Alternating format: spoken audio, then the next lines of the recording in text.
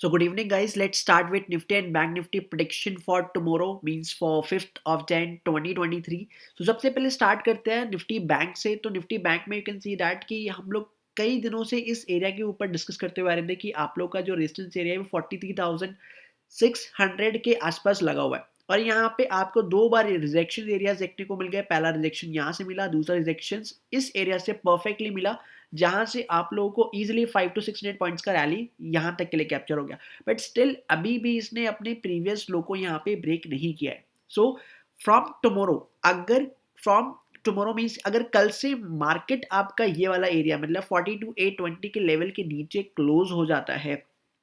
तो यहाँ पे आप लोग को डायरेक्टली जंप नहीं करना है। Let it reverse back to the zone under this rectangle part and then यहाँ से आप एंट्री बनाओगे for the further new low for the Nifty bank, right. आप इस एरिया से निफ्टी बैंक के नई लो के लिए एंट्री बनाओगे और आपका स्टॉप लॉस रहेगा ये वाला पॉइंट विच इज 43,558 का। Okay, if in case market कल आपका इसी जोन में खुल जाता है तो हम लोग ट्राई करेंगे स्ट्रैडल के साथ में काम करने का, बिकॉज कल एक्सपायरी है और इस बीच अगर आप यहाँ पे कहीं बाइंग के जोन में रह गए, फंस गए, तो यहाँ पे थीटा डे के आपका प्रॉफिट आपके कैपिटल को लूज अप कर देगा, correct. And then third thing is कि इफ इन केस मार्केट कल 43,565 के ऊपर निकल जाता है तो हम लोग को अगेन एक पुल बैक का वेट करना है और यहाँ पे इसके सस्टेन होने का वेट करना पड़ेगा, बिकॉज यहाँ पे इतना जल्दी ये टूटेगा नहीं एरिया, बिकॉज बहुत ज़्यादा हाईली इफेक्टिव रेजिस्टेंस है यहाँ पे और ये बहुत जल्दी टूटने वाला नहीं है। ओके, सो यहाँ पे टूटने के बाद में आपको यहाँ पे इसके सस्टेन होने का वेट करना पड़ेगा निफ्टी बैंक का,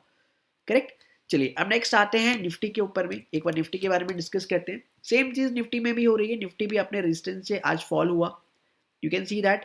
कि निफ्टी में जो सबसे इफेक्टिव रेजिस्टेंस है वो आपका है 18,400 और 500 के बीच का एरिया, लेकिन यहाँ पे आपका मिड यॉकर से ही एक फॉल यहाँ पे लगा है और मार्केट यही से टर्न आउट हुआ। इसका रीजन मैंने आपको कल के पोस्ट मार्केट वीडियो में बता दिया था कि मार्केट इस एरिया पे जिस तरीके से कंसोलिडेट कर रहा है, अगर ये वाला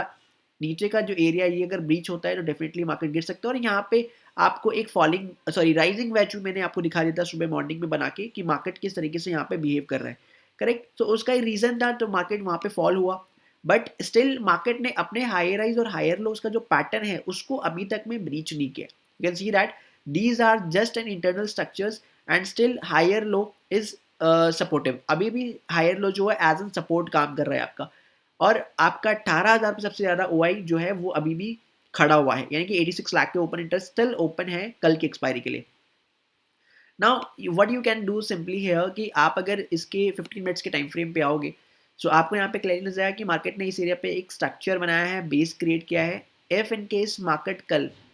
18,130 के लेवल के ऊपर निकल जाता है तो सिंपली है कि यहाँ पे आपका मार्केट इसको यानी कि 18,000 के लेवल को आपका एज सपोर्ट काम करेगा और यहाँ पे आप 18,000 का पुट बहुत इजीली सेल करके जा सकते हो, बिकॉज यहाँ से फिर एक न्यू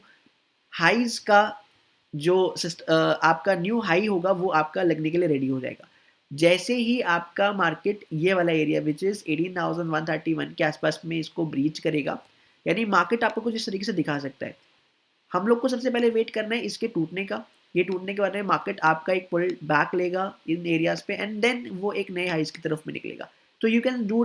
वन थिंग, इफ आपको यहाँ पे लग रहा है कंफर्मेशन के साथ में तो आप यहाँ पे भी अपना एंट्री क्रिएट कर सकते हो, but just for the recommendation purpose अगर मैं आपसे बोलूँ तो आप यहाँ पे इसके पुल बैक का वेट करो और यहाँ पे अपना फिब के अकॉर्डिंग 0.236 के आसपास में अपना एंट्री क्रिएट करो एंड देन आप नए हाइज के लिए अपना जो मार्किंग है वो करके रखो, बिकॉज आपका रिवर्सल एरिया बहुत पास में रहने वाला है, यानी कि इसका स्टॉप लॉस आपका बहुत छोटा रहेगा।